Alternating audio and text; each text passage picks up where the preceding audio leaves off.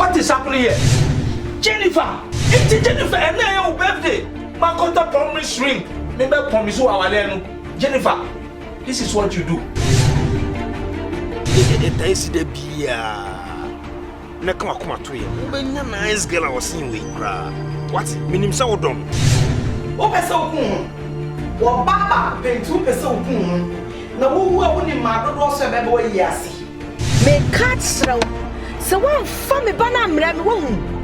Namisa show, Meku, Miakasa met to one. Meku what it?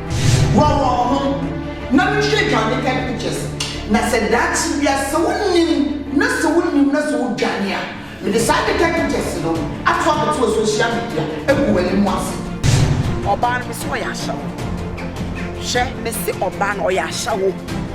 Nan and nan man, you come up penny power, more baby fee, and I catch him say Oban or any free Ghana buy. No ban, why Yasha will you mamma for 1 good year? Or suddenly look at pictures. They do my way now pictures. Actually, me. Hey, they may fuck 1 to more come on, me, wouldn't me way. And run away, I'll show me.